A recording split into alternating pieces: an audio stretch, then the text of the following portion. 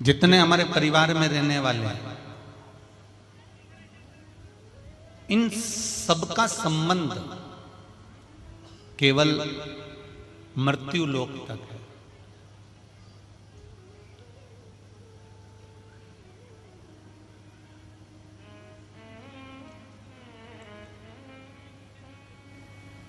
परिवार चलाने वालों से संबंध केवल यहीं तक रहेगा, पर आप जो देवाधिदेव महादेव को एक लोटा जल चढ़ा रही हो, आप जो शिव जी की आराधना कर रही हो, एक बेलपत्र आप देवाधिदेव महादेव को जो समर्पित कर रही हो, शंकर भगवान को जल चढ़ा रही हो, परिवार चलाने वाले से संबंध केवल यहीं तक रह सकता है, पर जल चढ़ाने वाले का संबंध तो वहां तक रहता है।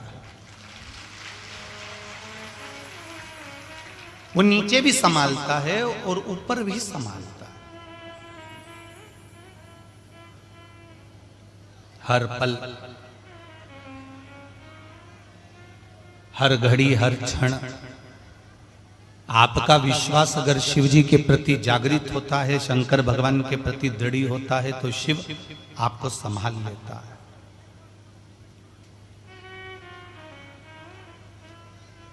रोड पर, राह पर चलते फिरते मिलने वाला ज्ञान आपको परमात्मा से नहीं मिला सकता।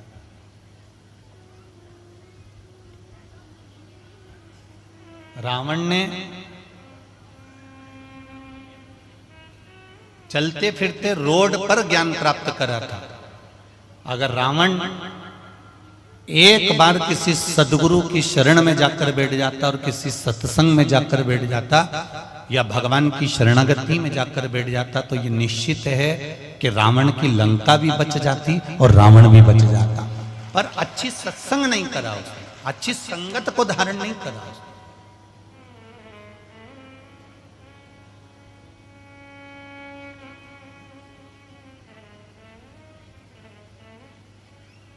दिल्ली में मकान बनाना सरल है, दिल्ली में ऑफिस बनाना सरल है, दिल्ली में घर बनाना सरल है, पर किसी के दिल में बैठना सबसे कठिन है।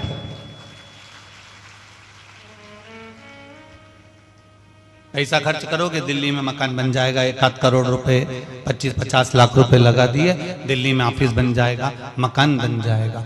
दिल्ली में मकान बनाना और घर बनाना, ऑफिस बनाना एक सरल कार्य है, पर दिल में किसी के हृदय में विश्वास के साथ बैठ जाना यह कठिन है।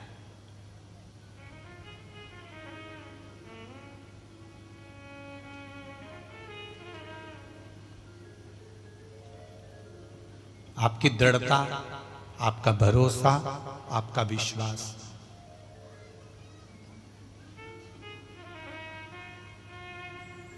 कल रात्रि को बैतुल वालों को आकर देखना था एक बार कि जो भक्त कथा सुनने के लिए भोले के भक्त आए हैं, इधर पानी, नीचे पानी था, उसके बाद भी ये जगह छोड़कर नहीं गए, उसी किले पर अपनी दरी बिछाकर कम्बल ओढ़कर सोते रहे। जरा विश्वास करिए, कहां से लाओगे ऐसी दृढ़ भक्ति, कहां से लाओगे ऐसा विश्वास?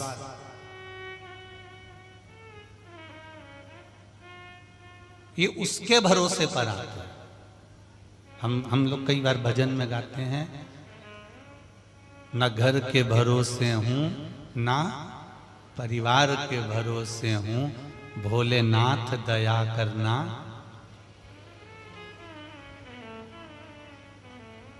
भोलेनाथ दया करना, मैं तेरे भरोसे हूँ, मेरे बाबा दया करना, मैं तेरे भरोसे हूँ। ना आप इन पांचों जजमान के भरोसे पर आए हो, ना आप किसी दूसरे के भरोसे पर आए हो। उस परमात्मा ने जन्म भी दिया तो खुद के भरोसे पर दिया, स्वयं के भरोसे पर, स्वयं के विश्वास पर। ना घर के भरोसे ना परिवार के भरोसे ना घर के भरोसे ना परिवार के भरोसे हो,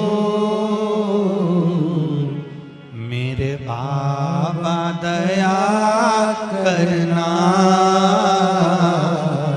मैं तेरे भरोसे हूँ, मेरे भोले दया करना,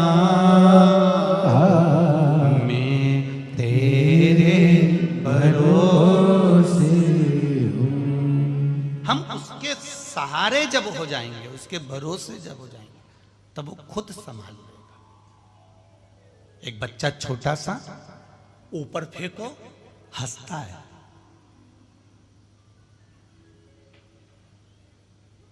उसको डर नहीं लग रहा। क्यों? ऊपर जाकर नीचे आने में वो हंसता क्यों है? उसको मालूम है कि मुझे नीचे कोई पकड़ने वाला है। कितना भरोसा होगा उस बच्चे को?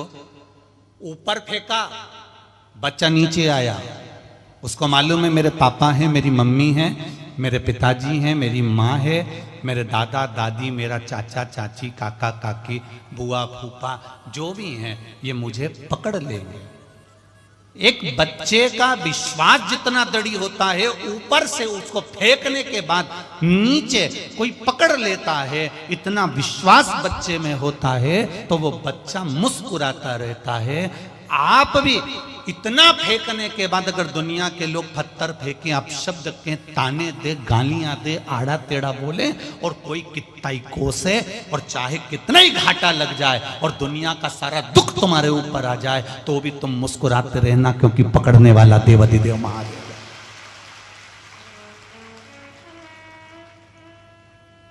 मैं तेरे भरोसे हूं।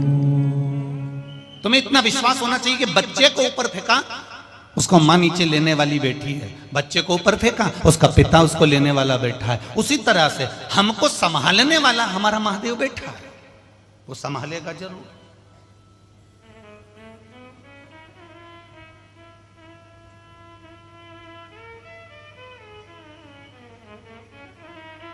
आज भोपाल में पानी गिर रहा है सुबह से, रायसेन में पानी गिर रहा है सुबह से, इंदौर साइड पानी गिर रहा है सुबह से, कुबेरेश्वर धाम पर कल रात्रि से खूब पानी गिर रहा है। पर मां ताप्ती ने कहा भोलेनाथ जी से, ध्यान रखना मेरी औलादें हैं, थोड़ी करुणा बनाकर रखना। मां बड़ी करुणामयी होती है, मां वात्सल्यता होती है।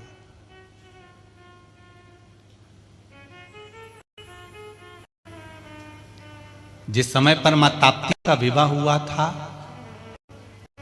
स्वर्ण जी के साथ में, और स्वर्ण जी मां ताप्ती के स्नेह में इतना डूब चुके थे कि अपना राज्य तक भूल चुके थे।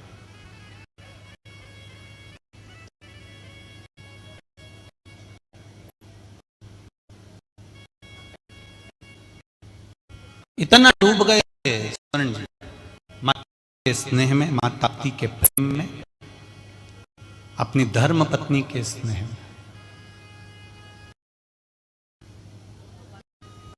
पूरे नगर में हाहाकार मच गया था, कहीं भोजन के लिए बचा नहीं था।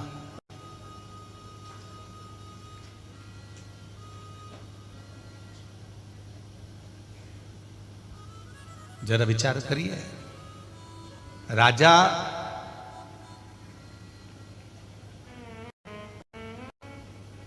ये विचार कर कर गए थे कि मेरे को मृगा के लिए जाना है, और मृगा करते करते उनका स्नेह ताप्ती माँ पर आ गया और उनकी भक्ति को देखकर उन्होंने विवाह कर लिया।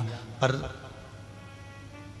राजा स्नेह में इतने डूब गए थे कि माँ ताप्ती के कि उन्होंने प्रजा को भी छोड़ दिया और घर ही नहीं गए। एक वन में जाकर, एक पहाड़ पर, एक पर्वत पर जाकर रहने लगे। अब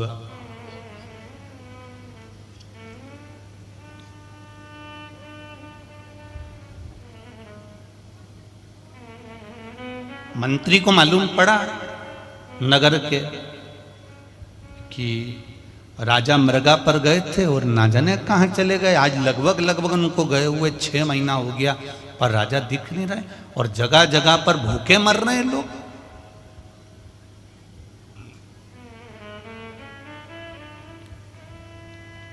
नगर का राजा ही अगर गायब हो जाए, नगर का राजा ही कहीं चले जाए,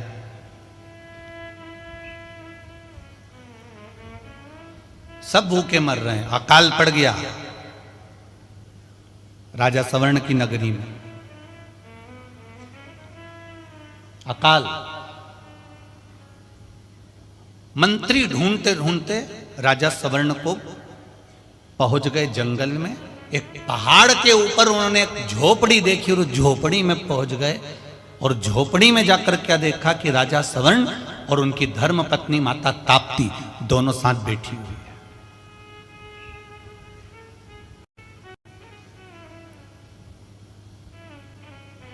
राजा सवर्ण मां ताप्ती से बातें करने में लगे थे, पर माता ताप्ती ने मंत्री को देख लिया था कि कोई मंत्री, कोई व्यक्ति आया है और दूर खड़ा है और वो हमको देख रहा है। ताप्ती महारानी ने, माता ताप्ती ने उसी समय अपने पति सवर्ण जी से कहा, स्वामी मैं आपके लिए जल भरकर लेकर आती हूं। और मां ताप्ती जल लेने के लिए गई। मंत्री को देखकर मां ताप्ती पहचान गई थी कि ये मेरा बालक, ये मंत्री कोई साधारण नहीं हो सकता, क्यों आया है। तब उसने ज्ञात करा और राजा सवर्ण के पास में से उठकर गई और पानी भरने का बहाना कर कर मां ताप्ती मंत्री के पास जाकर पूछती है, ए देव ये बताओ आप कौन हो,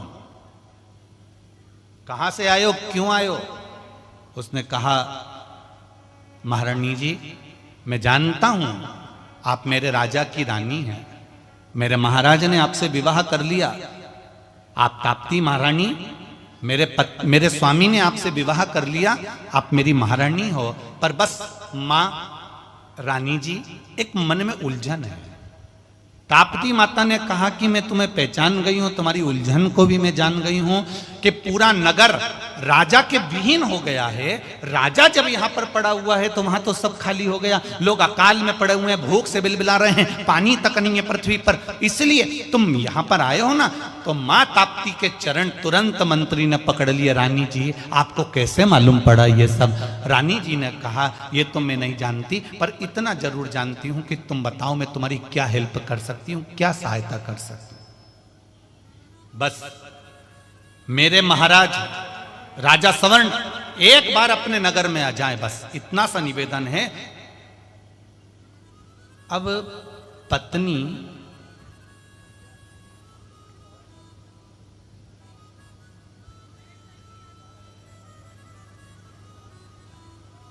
पति से कहे, अपनी शादी को 6 महीने हो गए और तुम दुकान पे नहीं जा रहे हो, यहीं घर पे पड़े रहते हो।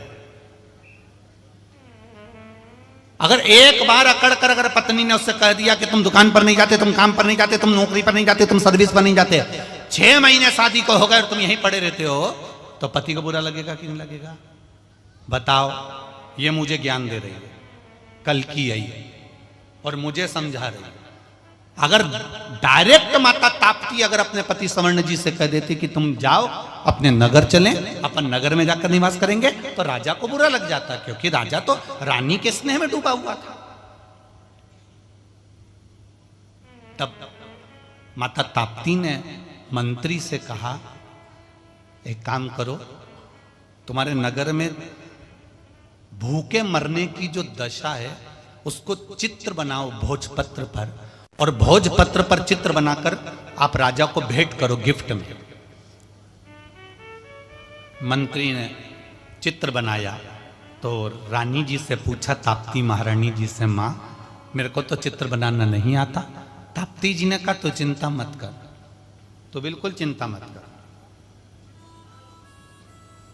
माता ताप्ती ने अपने केश को हिलाया, हिलाते से केश में जो पानी लगा हुआ था, मां ताप्ती का वो जल उस मंत्री के मस्तिष्क पर पड़ जाता है और मंत्री ने मात्र कागज को हाथ लगाया, भोजपत्र को, और उस पर पूरा की पूरा उसके राजमहल में, जैसा उसके राज्य में लोग भूखे मर रहे थे, वैसा की वैसा ही चित्र उस भोजपत्र पर बन जाता है। जरा विचार करना, माता ताप्ती का मात्र केश का एक बिंदु सिर पर पड़ा था तो राजा के राजमहल में, राजघराने में जो हो रहा था वो मंत्री ने भोजपत्र पर लिख दिया था। आज भी नियम है, पढ़ने वाला बच्चा, विद्या अध्ययन करने वाला बच्चा अगर मां ताप्ती का सुबह समय केवल जल का छींटा ही ले लेता है तो उसकी बुद्धि प्रबल हो जाती है, उसकी बुद्धि की प्रबलता आ जाती है। आज भी माता ताप्ती के जल में वो प्रबलता है जो माता ताप्ती ने केवल केश हिलाया था, माता ताप्ती ने केवल अपने बालों को हिलाया और उसका एक बिंदु मंत्री पूरा की पूरा चित्र अंकित हो गया, स्पर्श मात्र से, मात्र स्पर्श।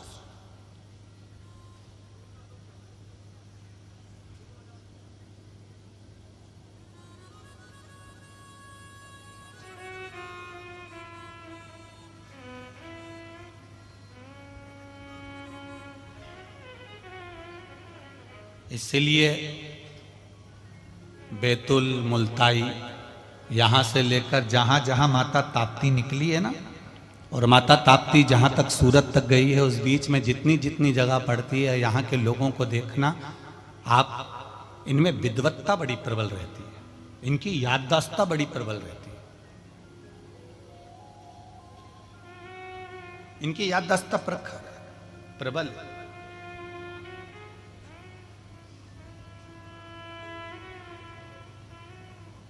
भोजपत्र पर चित्र अंकित हो गया, वो चित्र मंत्री गए, ताप्ती मैया वापिस जाकर बैठ गई अपने स्वामी के पास में, अपने पति के पास वापिस। और मंत्री ने जाकर राजा सवर्ण को आवाज लगाई, महाराज जय जयकार हो आपकी, महाराज जय जयकार हो आपकी। सवर्ण ने पूछा, मंत्री जी तो मुझे ढूंढते हुए यहां गए, क्या बात है, कैसे आना हुआ, कारण क्या है यहां आने का तुम्हारा? माता ताप्ती मुस्कुरा रही थी अपने पति के पास बैठकर, इशारा तक माता ताप्ती ने नहीं करा, बस जो समझाया था वैसा की वैसे ही करा।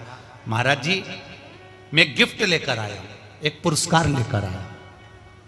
राजा सवर्ण ने कहा, लाओ जरा कौन सा गिफ्ट लाए हो जरा दिखाओ। जो उन्होंने गिफ्ट दिया और राजा सवर्ण ने जो पर्चा खोलकर देखा, और उस खोल के पर्चे को जैसे ही उस भोजपत्र को खोलकर देखा तो उसमें कोई कुएं में माताएं अपने बच्चों को पटक रही थी, कोई भूख के कारण मरे हुए जानवर का मांस खा रहे थे, कोई वृक्ष से टंग कर प्राणों को त्याग रहे थे, कोई अग्नि को जलाकर अपने प्राणों को छोड़ रहा था। ऐसा दर्शन जब राजा सवर्ण ने करा, देखा, देखते से ही राजा सवर्ण ने कहा, यह कौन से राजा का राज्य है जहां पर भूख से लोग मर रहे हैं? उस राजा में इतनी अकल नहीं है कि हमारे राज्य में लोग अकाल में मर रहे हैं? यह कौन सा राजा का राज्य है? इतने में मंत्री ने कहा, महाराज ये राजा सवर्ण का राज्य है जहां पर लोग भूख से मर रहे हैं। राजा सवर्ण की आंख में आंसू भर गए, मेरे राज्य की ये दशा। राजा सवर्ण ने अपनी रानी से कहा, ताप्ती से, ताप्ती क्या तुम मेरे साथ में मेरे नगर चलना चाहोगी? आपकी अर्धांगिनी हूं, धर्म पत्नी हूं।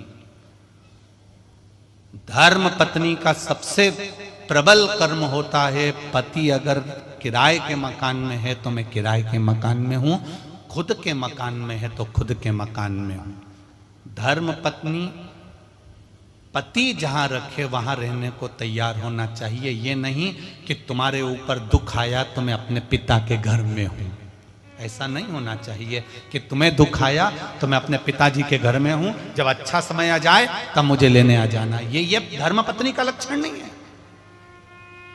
सुन लेना रही मेरी बेतुल वाली जी, ये धर्म पत्नी का लक्षण नहीं है कि अगर पति पर दुख आया तो छोड़कर तुम मायके चली जाओ। नहीं नहीं, सामना करने के लिए धर्म पत्नी को सम्मुख होना चाहिए। तो तुरंत माता ताप्ती से सवर्ण जी ने कहा, राजकुमार ने राजा ने कहा, क्या तुम मेरे साथ में मेरे नगर चलोगे? रानी ने कहा चलो तैयारी। वो तो तैयारी में बैठी थी। बस रानी ने तैयारी कर सीधे, अब जरा विचार करिएगा कि माता ताप्ती अपने नगर को बचाने के लिए, अपने क्षेत्र को बचाने के लिए कितना कृपा कर सकती है कि मंत्री की बुद्धि बदलकर और राजा की बुद्धि को भी बदल सकती है। केवल एक जल का छींटा पड़ा और विवेक बदल दिया। तो मुझे ये लगता है कि कल पानी गिरा तो आज मेरी माता ताप्ती ने कहा कम से कम 2-3 घंटा कथा के लिए तो शांति रख। ये उसकी कृपा, ये उसकी दया।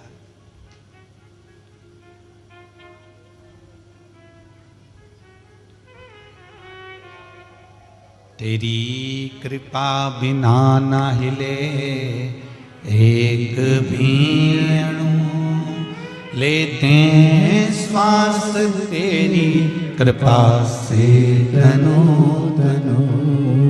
बखान क्या करूं मैं राखों के ढेर का, चपटी भभूत में है खजाना कुबेर का। शिव महापुराण की कथा कर, रास्ते में मिलने वाला ज्ञान प्रबल नहीं हो सकता, चलते चलते मिलने वाला ज्ञान प्रखर नहीं हो सकता। रास्ते में रोक कर अगर तुम्हें कोई ज्ञान दे तो वो ज्ञान प्रबल नहीं हो सकता। एक सतगुरु के पास में बैठकर, एक गुरुजन के पास में बैठकर जो लिया जाता है वो जिंदगी में कभी अटकने नहीं देता है। वो ज्ञान प्रबल ज्ञान होता है, वो प्रबल ज्ञान। गुरु में और भगवान में एक अंतर है।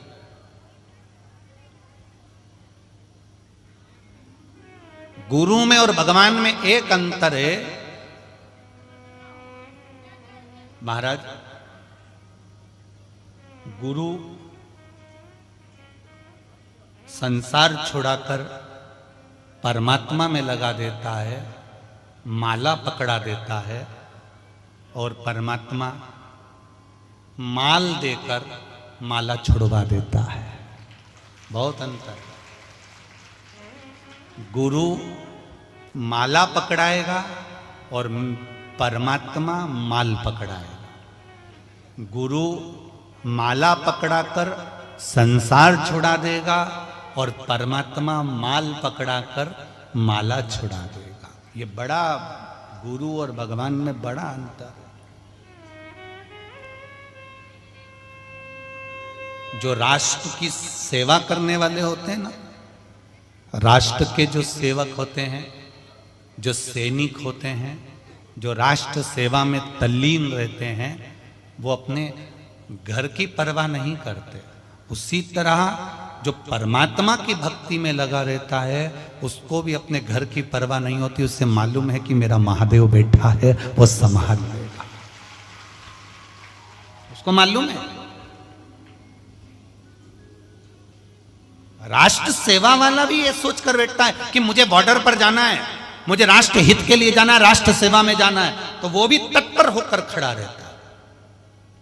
अभी आप देखिए, आप सब लोग कथा सुन रहे हो और आरएसएस के, बजरंग दल के, विश्व हिंदू परिषद के और दुर्गा वाहिनी के, हिंदू उत्सव समिति के जितने जितने ये संगठन है, ये सब चारों तरफ लगे हुए हैं, रोड से लेकर हर जगह सेवा में लगे हुए हैं।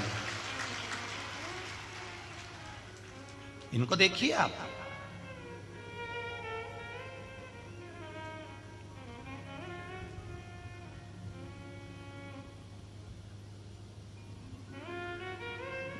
जहां राष्ट्र सेवा की बारी आती है, वह राष्ट्र सेवा के हित में अपने जीवन का आनंद पाते हैं। रोड पर मिला हुआ ज्ञान प्रबल नहीं हो सकता, पर किसी सतगुरु के पास में बैठ, सतगुरु माला पकड़ाएगा, संसार छुड़ाएगा, और परमात्मा के पास जाकर बैठते हैं तो वो माल देगा और माला छुड़ा देगा। उसको मालूम है अगर ये भक्ति करेगा, मेरे पास आ गया, इसको जो मांगना है मांग ले। लोग कहते हैं भगवान के पास जाना, गाड़ी मांग लेना, बंगला मांग लेना, जमीन मांग लेना, जायदाद मांग लेना, सत्ता मांग लेना, सब मांग लेना। भगवान भी चाहता है कि तुम मेरे पास में आके सब कुछ मांगो, बस भक्ति मत मांगना। क्योंकि अगर तूने भक्ति मांग ली तो भगवान कहते हैं मैं तो भक्तों के चरणों का दास बनना पड़ता है। तू भक्ति मत मांग, धन जितना मांगना मांग ले, दौलत जितनी मांगना मांग ले, सत्ता जितनी मांगना मांग ले। जैसे जैसे तेरा वैभव बढ़ेगा, जैसे जैसे तेरी सत्ता बढ़ेगी, जैसे जैसे तेरे पास में धन बढ़ेगा, वैसे वैसे तू माला छोड़ देगा, भजन छोड़ देगा, कीर्तन छोड़ देगा, मंत्र जाप छोड़ देगा, नाम जाप छोड़ देगा, और तू धीरे धीरे संसार में लगता जाएगा, लगता जाएगा, लगता जाएगा, और मैं तुझसे दूर होता चले जाऊंगा, मैं तुझसे दूर हो जाऊंगा। पर जब भजन का बल बढ़ता है, भजन का जब रसतत्व बढ़ता है, तो उसका एक सुख, एक आनंद ही दूसरा होता है। भजन का बल भगवान शंकर पर चढ़ाया गया, एक लोटा जल, एक बेलपत्र, एक चावल का दाना, एक पुष्प की पंखड़ी, और ये भी नहीं चढ़ा सकते तो मात्र शिखर का दर्शन, शिखर का दर्शन भी नहीं कर सकते तो शंकर के मंदिर के सामने से केवल मुस्कुरा कर भी निकल गए तो ही वो कल्याण कर देता है। इतनी कृपालु है मेरा शिव, इतना दयालु। एक पत्र आया, ज्यादा पत्र तो अभी हमने पढ़े नहीं, पर एक पत्र देखिए।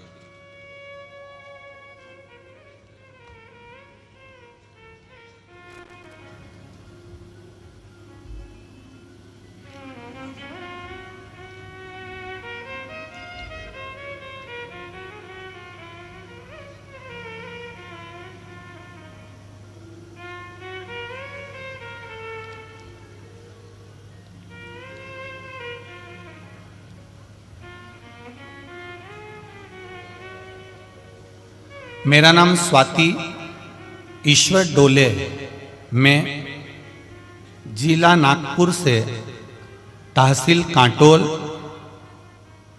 कोणाकी गांव से आई हूँ। आप ही हैं? दोनों हाथ हिला दो एक बार। श्री शिवाय नमस्तुभ्यं।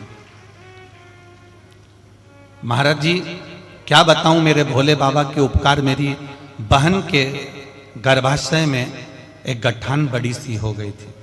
महाराज जी डॉक्टर ने बताया कि उसको ऑपरेशन करना पड़ेगा और ये जो गठान है ये जांच के लिए जाएगी और पूरे आसार तत्व वही दिख रहे हैं जो बड़ी बीमारी के।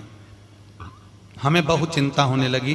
तभी मेरी पड़ोसन ने मुझे पशुपति व्रत के बारे में बताया और आस्था चैनल की जानकारी दी। तभी मैंने अपनी बहन को बताया कि पशुपति व्रत कर। तभी उसने पशुपति व्रत करना प्रारंभ किया। जब उसका तीसरा व्रत था तब उसने डॉक्टर के कहने पर फिर वापस सोनोग्राफी कराई। एक बार की सोनोग्राफी में बड़ी सी गठान आई थी। दूसरी बार फिर चलते व्रत में तीसरे सोमवार को उसने सोनोग्राफी कराई। गुरुजी डॉक्टर भी हैरान हो गए और कहने लगे कि ये सोनोग्राफी में गठान तो गायब हो गई, बस गठान का स्थान रह गया है, पर ये गठान चली कैसे। ये शिव बैठिए, बहन आराम है उनको। श्री शिवाय नमस्तुभ्यं। बैठिए। हर हर महादेव।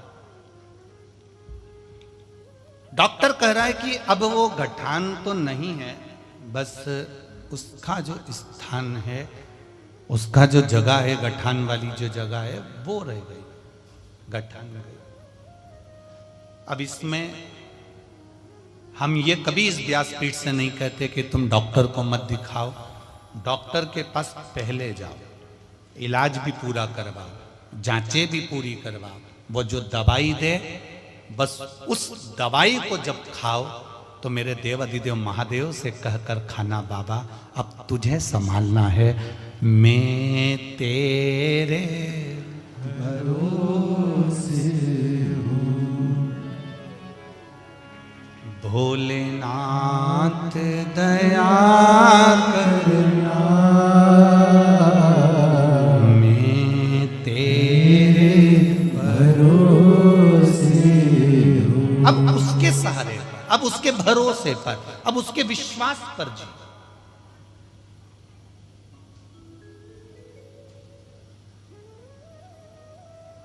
क्या देगा वो, ये हमको भी नहीं मालूम, पर इतना जरूर जानते हैं मेरे भोलेनाथ की जो कृपा है वो कभी खाली नहीं हो सकती।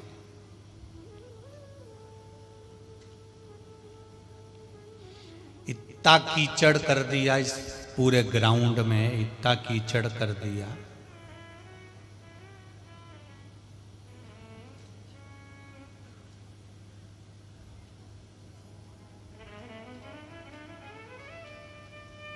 पांव रखो यहां, पहुंच जाओ वहां। तब भी उसके बाद भी आज एसएसपी मैडम बता रही थी कि रात्रि को एक महिला जिसको 9 महीने का गर्भ,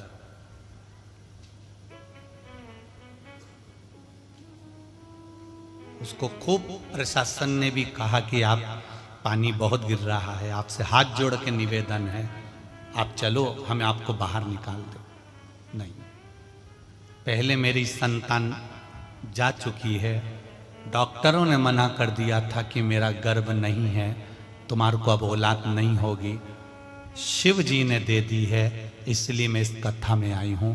मुझे लेकर मत जाओ, मुझे यहाँ छोड़ो, मुझे कथा सुनो। बैठी हैं क्या आप? ही हैं? हर हर महादेव, जय हो आपकी, प्रणाम। ये आपका विश्वास है प्रबल, बैठिए, बाबा ने आपको संभाला, बैठिए। मुझे यहीं रहना है, मुझे कथा सुनने आई हूं, बस मैं कथा सुनना चाहता हूं, उसके सिवा कुछ नहीं, कथा के सिवा में कुछ नहीं। प्रशासन बोला कि आप चलो, फिर उन्होंने भी कहा भी सरी कि आप फिसल जाओगी, तुम्हें कौन संभालेगा? तो उन्होंने कह दिया, मैं तेरे भरोसे हूं। बच्चा उछला भी वहीं और गिरने, कभी कभी छोटे छोटे बच्चों को देखना कुर्सी पे वहीं चढ़ते हैं जब मम्मी बैठी होती है। उनको मालूम है कि मैं कुर्सी से गिरूंगा ना, कूदूंगा ना तो मेरी माँ संभाल लेगी, अगर मैं सोफे पे से कूदा ना मेरे पापा संभाल लेंगे। उसी तरह शिव महापुराण में जितने आते हैं ये किसी के भरोसे पर नहीं आते, इनको मालूम है वो है ना, संभाल लेगा, वो संभाल। फिर पुलिस प्रशासन ने उनके हाथ जोड़े, तब उनको एम्बुलेंस बुलवाकर फिर उनको दूसरी जगह पर लेकर गए, आराम करवाया। ये सब चीजें बाबा के भरोसे पर है। पर एक निवेदन आपसे करना चाहूंगा, जब प्राकृतिक कोई आपदा पड़ती है, जब प्रकृति का, यहाँ तो समिति तो बहुत अच्छा काम करती है, समिति ने तो सारी व्यवस्था एक नंबर करी, इतने जोरदार जोरदार उन्होंने पूरे पार्किंग बनाए, लगभग बता रहे थे 100 एकड़ में पार्किंग बना हुआ है। अब 100 एकड़ में पार्किंग बना है, जरा विचार करिए। और कथा पंडाल भी उन्होंने आलीशान बनाया, भोजन व्यवस्था भी उनने जोरदार करी, सब कुछ उनने अच्छा करा। पर प्रकृति के आगे कौन क्या कर सकता है? और जब प्रकृति कोई आपदा रहे तो आप सभी श्रोता भाई बहनों से निवेदन है, उस समय पर जब प्रशासन आपसे कुछ कहे कि साहब चलो यहाँ से हम तुम्हें वेयर हाउस तक ले चलते हैं, वहाँ छोड़ देते हैं, और वहाँ ले चलते, वहाँ छोड़ देते हैं। बहुत बहुत साधुवाद में बैतूल के निवासियों को, किलेदार परिवार को भी दूंगा, इन्होंने वेयर हाउस खुलवा दिए, सारा जगह जगह खुलवा दिया कि रुको सबके लिए। और पूरी बैतूल की जो धर्मशालाएं हैं उनको भी नमन करता हूँ, उन्होंने भी कह दिया हमारी धर्मशाला में आकर रही है। और मैं धन्यवाद दूंगा बैतुल के रहने वाले एक एक भाई बहन को, जो आसपास में जिनके घर थे उन्होंने घर खोल दिया कि हमारे घरों में आकर रही है। ये प्रेम मां ताप्ती की कृपा से आपको मिला। ये वात्सल्यता दुनिया में कहीं नहीं मिल सकती। कौन किसको रहे?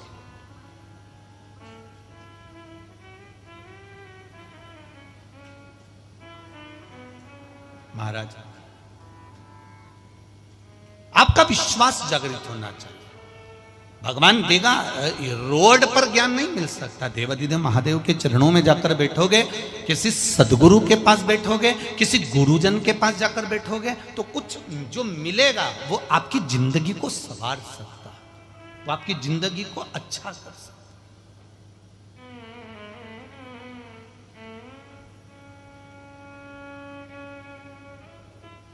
ये सारा सुख कभी कभी कहीं कहीं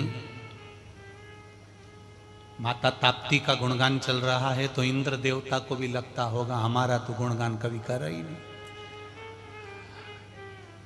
तो उन्होंने भी जलदेव को बुलाया होगा, कहा होगा जाओ जरा पानी बरसाओ। कहीं कहीं हो जाता। एक बुढ़िया दरवाजे के बाहर बैठी थी, सामने से कपास की गाड़ी निकल कर गई, रुई की कपास की ट्राली भरी भराई। बुढ़िया ने सोचा कितना कपास, कितनी फसल बिकेगा तो कितना पैसा आएगा। बुढ़िया सोच सोच के चक्कर खा के नीचे गिर गई। कपास दूसरे का था, गाड़ी दूसरे की थी, पैसा दूसरे का था, चक्कर इसको आ गया। ये चक्कर खा के नीचे गिरी। बेटों ने डॉक्टर को बुलाया, उन्होंने इलाज करना चालू करा, पर गुड़िया नहीं उठी। सब रोई धोई मच गई, सब रोना चालू कर दिए। इसकी सहेली को मालूम पड़ गया, जो इसके घर के सामने रहती थी, दोनों साथ में बैठती थी। उसको मालूम पड़ा कि वो नीचे गिर गई, चक्कर खा के उठ ही नहीं रही है। उसने आकर पूछा हुआ क्या? पता नहीं, बस सामने से कपास की गाड़ी निकली थी। जब से मम्मी होश में नहीं है आंटी, ए आंटी, जब से मम्मी को होश नहीं आया। इतने में आंटी ने कहा तो चिंता मत कर, अभी उठती है तेरी मम्मी, रुक। आंटी बाहर गई, दौड़ती दौड़ती अंदर आ गई। ओ जीजी, जो सामने से कपास की गाड़ी निकली थी ना, उसमें आग लग गई। जीजी उठ के बैठ गई तुरंत।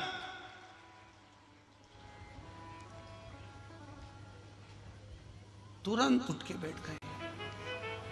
उठते सी बोली, सही में तेरी सौगंध, तेरी सौगंध। पता होता है कभी कभी इंद्र को भी थोड़ा लगने लगता है कि भाई अच्छा कैसे हो रहा है, तो थोड़ा ना थोड़ा कहीं ना कहीं। पर सलाह रोड पर मिले वो काम की नहीं है, पर सलाह जब किसी स्थान पर बैठकर हम भगवान की भक्ति में डूब कर प्राप्त करें, वो काम की है। महाराज,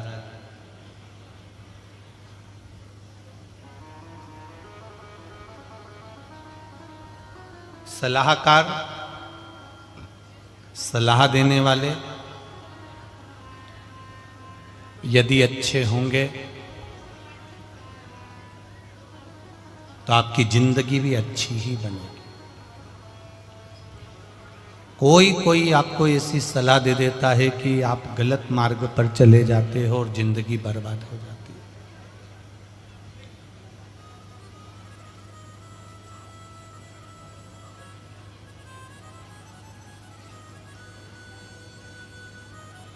ब्रह्मा जी भगवान विष्णु जी के पास में जाकर कहते हैं कि मुझे भगवान आपके पिताजी का दर्शन करना।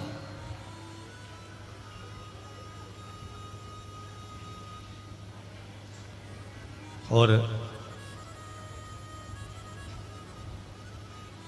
भगवान विष्णु के पिताजी को जानने के लिए उन्होंने एक पर्वत को घुमाया, जिससे अग्नि का एक खंभ प्रकट हो गया। उस अग्नि के खंभ का जो स्वरूप है वो भगवान शंकर के लिंगायत स्वरूप शिवलिंग जैसी आकृति प्रकट हो गई। जब शिवलिंग की आकृति प्रकट हो गई तो देवादिदेव महादेव ने कह दिया कि यही मेरे पिता हैं। भगवान विष्णु कह रहे हैं कि ये महादेव मेरे पिता हैं, अब मुझे किसी और नहीं जाना। पर ब्रह्मा जी के हृदय में विश्वास जागृत नहीं हुआ।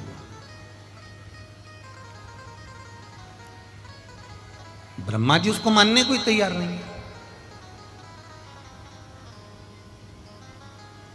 संसार में ऐसे कई लोग मिलेंगे आपको जो महादेव को महादेव नहीं मानेंगे, ब्रह्मा को ब्रह्मा नहीं मानेंगे, विष्णु को विष्णु नहीं मानेंगे। और आपको सीख देने वाले भी बहुत मिलेंगे कि जो कहेंगे कि आप इनके चक्कर में क्यों पड़े हो, आप ब्रह्मा जी को छोड़ दो, गणेश जी को छोड़ दो, देवी जी को छोड़ दो, देवता जी को छोड़ दो।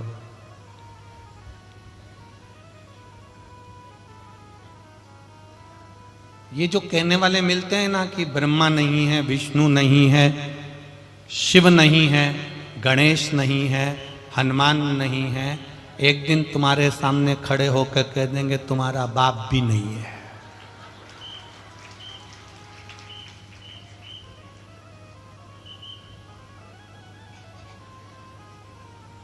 ये बहुत सीख देते हैं। तुम्हारा जो एरिया है ना, ये बैतूल क्षेत्र से इधर आसपास का जो क्षेत्र है,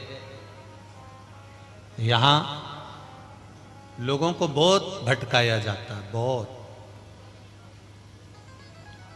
और अभी आ रहा है, दिन बाकी है, दिसंबर का ही महीना चल रहा है।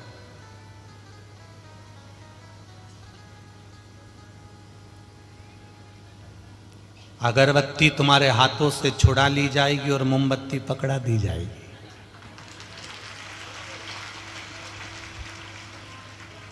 ये जो लोग रहते हैं ना, ये कहते हैं सब अगरबत्ती में बांस है, अगरबत्ती में बांस है, अगरबत्ती नहीं लगाना चाहिए। कल से ये कह देंगे कि तुम्हारे पेट में भी मल भरा रहता है तो भगवान के मंदिर ही नहीं जाना चाहिए। बहुत चतुर चतुर लोग हैं संसार में।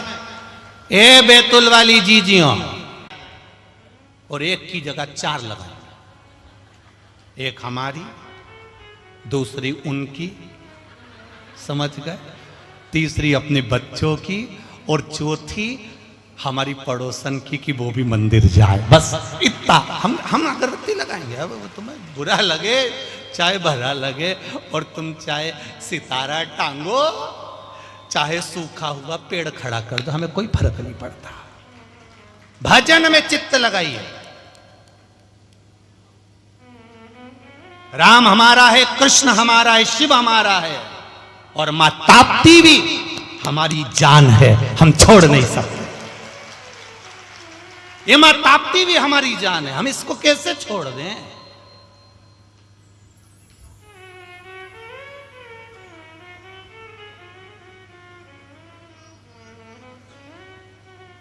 स्मरण करो, खूब भगवान की भक्ति को धारण करो। भजन के बल को बढ़ाना है, राम नाम, कृष्ण नाम, शिव नाम की भक्ति को धारण करना है। करो भजन। दिखावे से दूर रहना, मन को परमात्मा तक लेकर जाना।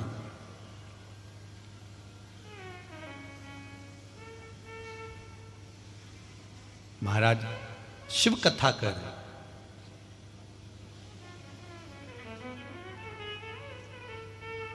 भगवान ने ये दो भटेर जैसी आंख दी है, एक जोरदार, काय के लिए दी है? बोलो बोलो, जम के बोलो रे। देखने के लिए दी है कि नहीं दी है? अब इतनी सी बात तुम नहीं बोल पा रहे हो, क्या पता क्यों? तुम्हें डर लग रहा है क्या किसी से? आंख काय के लिए दी है? देखने के लिए। यहां पर हॉस्पिटल है बैतूल में, है ना? हड्डी के डॉक्टर हैं? उन हड्डी के डॉक्टर के बाहर जाकर खड़े होना, एक भी अंधे की हड्डी नहीं टूटी मिलेगी। तुम जाकर देखना, एक अंधे की कभी पांव की हड्डी टूट गई हो कि हाथ की हड्डी टूट गई हो तो बता देना। सब आंख वालों की टूटी मिलेगी। अंधा कभी नहीं गिरता क्योंकि उसने डंडी पकड़ कर रखी है, छड़ी पकड़ कर रखी है, उसे टच करते करते चलता है तो कहीं गिरता नहीं है। उसी तरह एक महादेव को पकड़कर चलोगे तो गिरोगे नहीं, वो तो अंधे गिरते। आंख वाले ही गिरते हैं, आंख वाले। इनको मालूम है महादेव है, इनको मालूम है गणेश जी है, इनको मालूम है राम जी है। बचपन से सीखते आए मेरा परमात्मा, मेरा राम, मेरा कृष्ण, मेरा शिव। हम बचपन से सीख के, उसके बाद भी आंख होने के बाद भी कहेंगे नहीं नहीं नहीं, बेचारा सही कह रही है, अपने को भगवान को पूछना नहीं चाहिए। मतलब आंख का अंधा, अंधा अच्छा इससे तो। जिसने एक बार भगवान को पकड़ लिया वो जानता है कि तारेगा भी यही और मारेगा भी यही, गिरने नहीं देगा। ये निश्चित है, वो गिरने नहीं दे सकता। मैंने सारे सहारे छोड़ दिए, बस तेरा सहारा काफी है। मेरी नाव किनारे लगे ना लगे, तेरे दर का किनारा काफी है। उस पर अगर भरोसा है, उस पर अगर विश्वास है, उस पर अगर दृढ़ता है तो वो संभाल लेगा। एक पत्र आया देखिए,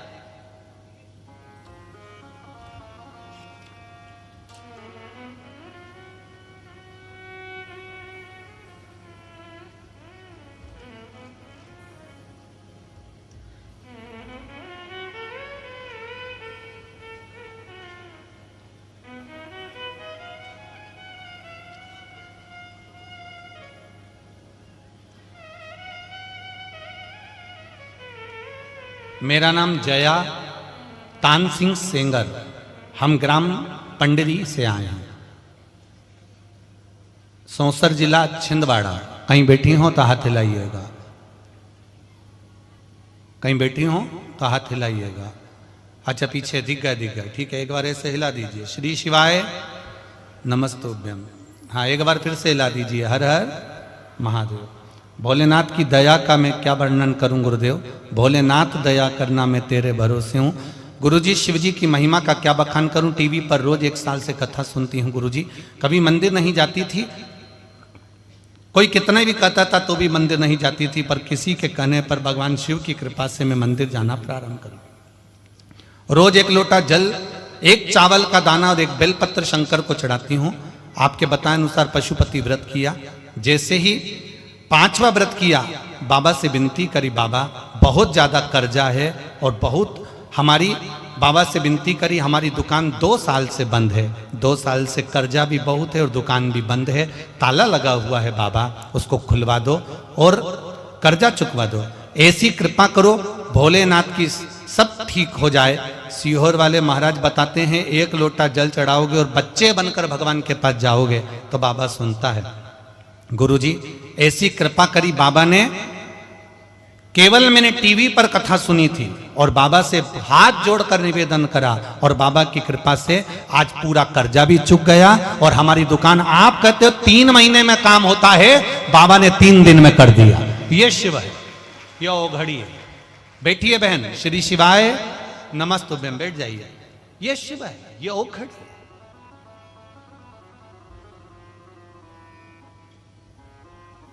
आपका विश्वास प्रबल रखिए। 1 लोटा जल सारी समस्या का हल। आप 1 लोटा जल अगर देवाधिदेव महादेव को दे रहे हो, चढ़ा रहे हो, तो यह मत सोचना कि महादेव तुमको छोड़ देगा।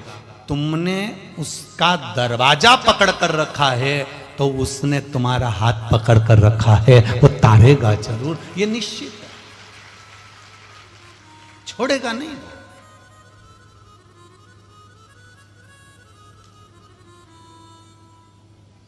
साधेगा जरूर, उसकी निश्चितता है। शिव कथा कह रही, बाबा देवादिदेव महादेव का पावन चरित्र कह रहा। भीतर प्रेम रखकर भगवान शिव को रिझाइए। आज के समय में, आज के जमाने में, आज की जो स्थिति चल रही है, उतना तो जहर में भी जहर नहीं होता जितना लोगों के दिल में दूसरे के प्रति जहर होता है।